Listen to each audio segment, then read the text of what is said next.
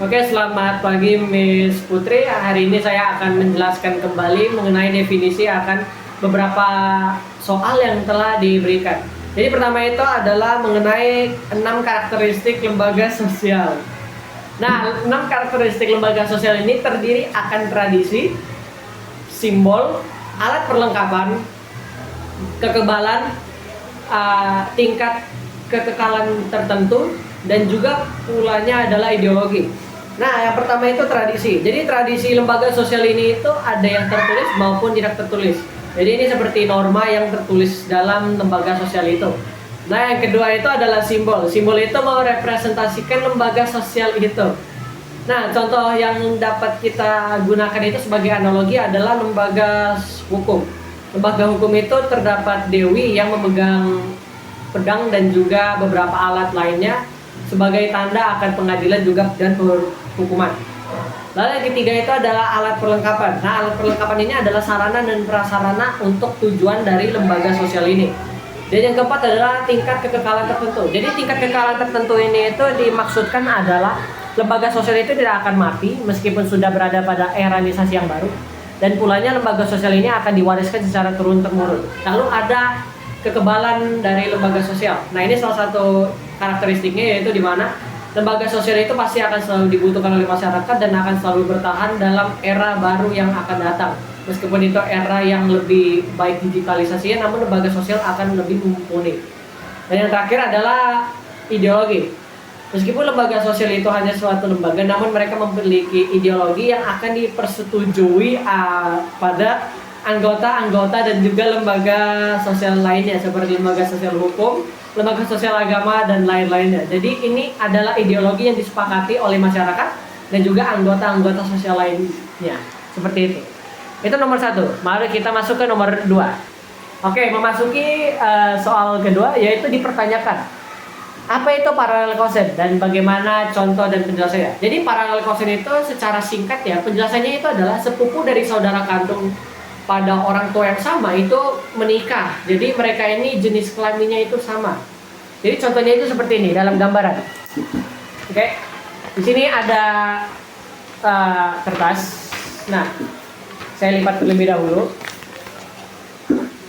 Nah, di sini itu ada lingkaran dan juga segitiga. Nah, lingkaran ini itu saya analogikan sebagai lelaki dan segitiga ini sebagai perempuan. Ini sebagai istri mereka. Dan di sini itu ini adalah bapak dan ibu. Mana sih? Oke, ini bapak dan ibu. Mereka menikah lalu melahirkan kedua anak. Nah, kedua anaknya ini itu sesama jenis kelaminnya. Jadi lelaki dan juga lelaki. Nah, lelakinya ini menikah dengan perempuan tentunya dan bukan lelaki pula. Nah, di sini itu seperti ini jadinya. Jadi ini lelaki dan ini perempuan.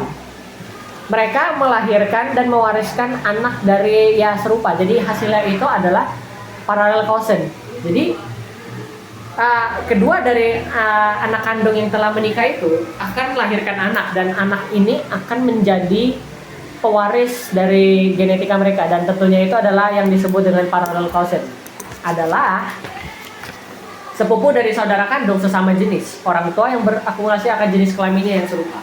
Jadi bukan maksudnya itu nikah dengan sesama jenis gitu. Masuknya yang ketiga. Lalu yang ketiga ini adalah soal mengenai bagaimana digitalisasi atau teknologi dapat memumpuni akan lembaga pendidikan dan lembaga agama dan apa yang harus dilakukan. Oke, yang pertama itu dapat dilakukan itu dalam lembaga pendidikan itu memberikan nomisi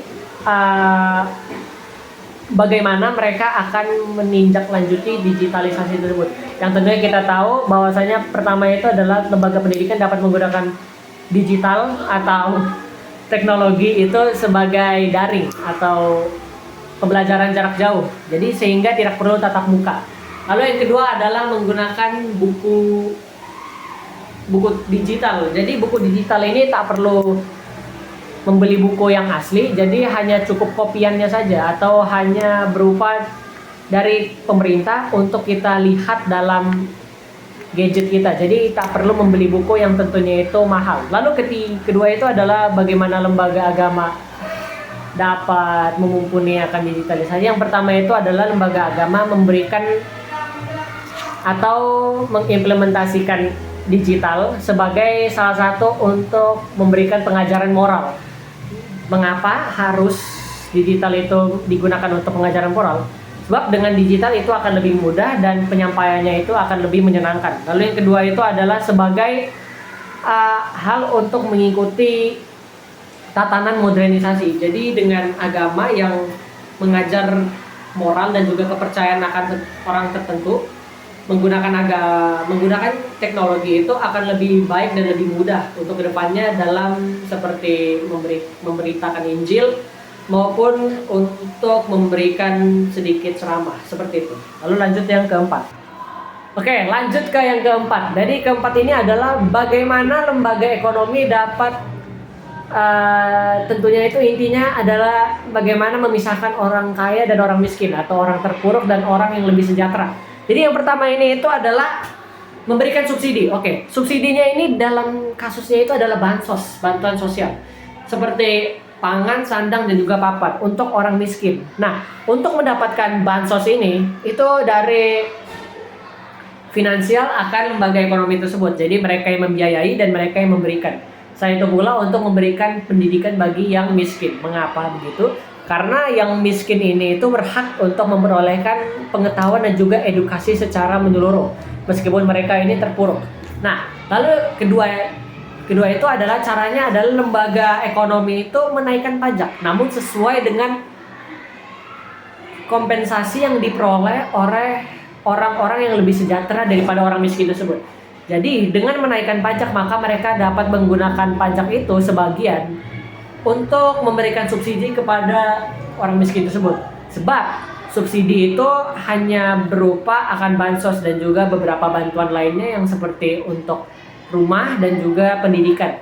Nah, melalui pajak itu maka dapat membantu mereka lebih baik dalam membiayai tentunya itu orang-orang miskin atau terpuruk tersebut, sehingga dapat disejahterakan dan diseimbangkan antara orang kaya dan juga orang miskin, atau dapat dibilang orang yang lebih sukacita atau yang lebih sejahtera dan orang yang lebih duka cita atau yang lebih terpuruk. Itu saja dari saya, sekian dan terima kasih.